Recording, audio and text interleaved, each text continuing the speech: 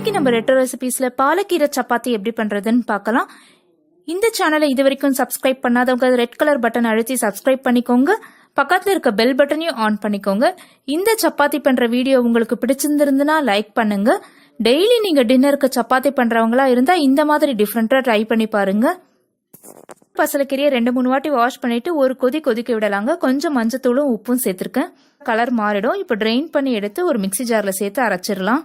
நான் இன்னைக்கு 1.5 கப் கோதுமை மாவு எடுத்திருக்கேங்க. அந்த கோதுமை மாவுல அரைச்சு வச்ச பேஸ்டையும் சேர்த்துக்கிறேன். நான் அதில் கொஞ்சம் தண்ணி சேர்த்து இந்த ஸ்மூத் பேஸ்ட் ஆகிற வரைக்கும் அரைச்சு எடுத்துக்கிட்டேன். அதனால வாட்டருக்கு எவ்வளோ மெஷர்மெண்ட்னு சொல்ல முடியல.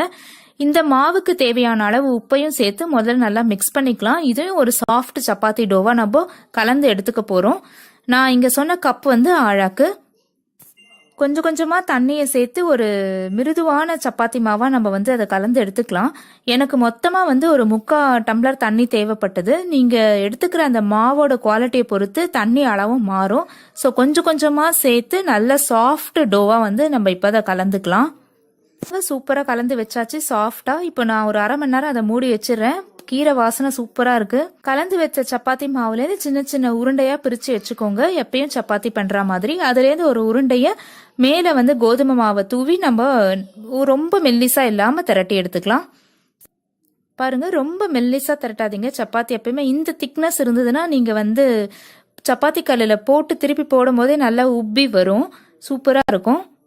சூடான இரும்பு தவால இப்ப அந்த சப்பாத்தியே போட்டிருக்கேங்க. நான் நான்ஸ்டிக் யூஸ் பண்ண மாட்டேன். ஒரு பக்கம் ஒரு நிமிஷம் விட்டுட்டு அதை திருப்பி போட்டுடலாம். அப்புறம் சுத்தி எண்ணெயோ நெய்யோ உங்களுக்கு தேவையான அளவு விட்டுக்கோங்க.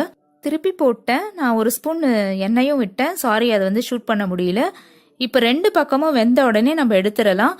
ரொம்ப நேரம் விட்டுறாதீங்க. இந்த மாதிரி கலர் மாறிடும். அது காமிக்கிறதுக்காக தான் நான் உங்களுக்கு விட்டுருக்கேன். இதே மாதிரி நான் எல்லா சப்பாத்தியும் திரட்டி போட்டு எடுத்துட்டேன். ரொம்ப சூப்பரா இருக்கு. உங்களுக்கும் பார்க்கும் போதே தெரியும். ரொம்ப ஹெல்த்தியான சப்பாத்திங்க. டெய்லி அந்த சப்பாத்தியை சாப்பிட்றத கொஞ்சம் இந்த மாதிரி வித்தியாசமா நீங்க சாப்பிட்டு பார்த்தீங்கன்னா ரொம்ப ஹெல்த்தியாகவும் இருக்கும், ரொம்ப டேஸ்டியாகவும் இருக்கும்.